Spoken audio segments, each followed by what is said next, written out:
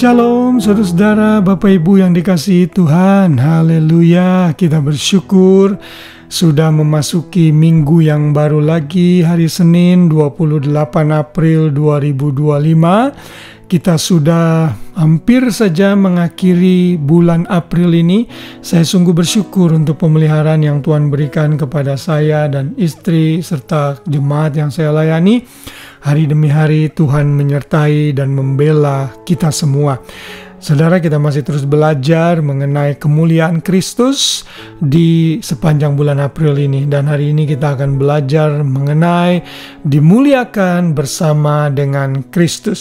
Saudara, judul ini sempat saya singgung kemarin, yang juga adalah pengharapan bagi kita yang akan kita terima suatu hari kelak di surga kekal.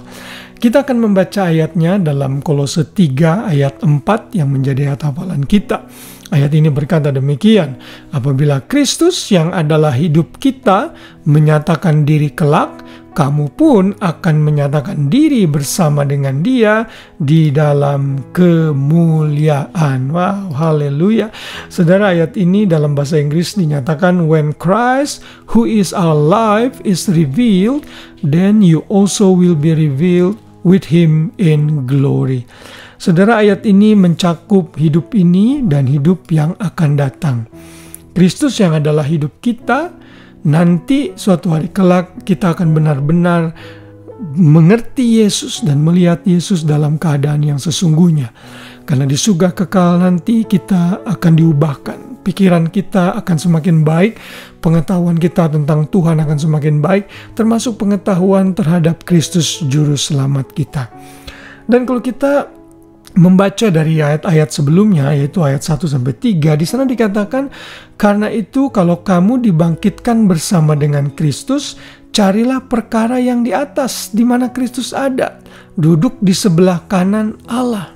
Ayat 2, pikirkanlah perkara yang di atas, bukan yang di bumi. Ayat 3, sebab kamu telah mati dan hidupmu tersembunyi bersama dengan Kristus di dalam Allah. Saudara, ayat 1 sampai ayat 3 itu menyatakan sikap hati kita, attitude kita yang harus kita miliki selama kita hidup di muka bumi ini. Ayat 1 dan sampai 3 ini menyatakan kita itu secara rohani sudah mati atas dosa kita, lalu dibangkitkan dengan Kristus dalam kehidupannya. Maka implikasinya adalah saudara dan saya harus memikirkan perkara-perkara yang di atas. Tidak semelulu atau semata-mata memikirkan apa yang ada di muka bumi ini, saudara. Yes, kita masih perlu bekerja. Yes, kita masih perlu memenuhi kebutuhan kita. Yes, kita masih banyak masalah dan pergumulan yang kita harus hadapi. Tetapi sikap hati kita dalam menjalani hari-hari kita di bumi ini adalah saudara tetap memikirkan tentang kekekalan. Memikirkan hal-hal yang ada di atas. Jadi saat kita mulai uring-uringan, menggerutu, tidak mengucap syukur, atau saudara mungkin berargumen, kita berpikir apakah ini worth it dibandingkan dengan kemuliaan yang akan kita terima kelak nanti di surga kekal. Kalau itu tidak worth it, jangan kita lakukan. Karena itulah dalam setiap yang kita lakukan kita mesti memikirkan kekekalan, hal-hal yang di atas juga, bukan hanya hal-hal yang ada di bumi ini saja. Lalu ayat penutupnya yang tadi kita baca, apabila Kristus yang adalah hidup kita menyatakan diri kelak, kamu pun akan menyatakan diri bersama Dia dalam kemuliaan. Suatu hari kelak, kita akan benar-benar dimuliakan. Glorification itu akan benar-benar terjadi dalam hidup kita. Sebagaimana Kristus dimuliakan, kita pun akan memiliki kemuliaan juga saat Ia datang kembali menjemput kita.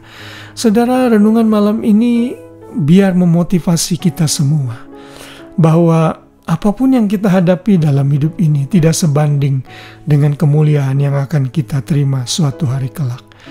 Inilah pengharapan kita sebagai orang-orang percaya. Your best life is not now on this earth. Karena seberapapun saudara berusaha membuat yang terbaik dalam hidup ini, kita bisa saja selalu short of something di dunia ini. Tapi our best life itu nanti di surga kekal. saat kita benar-benar dimuliakan bersama-sama dengan Kristus saat Ia menyatakan diri kelak di dalam kemuliaannya. Wow, saya tidak sabar menunggu waktu ini, saudara. Apalagi pada saat kita mengalami banyak tantangan dalam hidup ini, tetap memandang Tuhan, percaya bahwa semuanya itu terbatas. Karena suatu hari kelak di surga kekal tidak akan lagi ada air mata.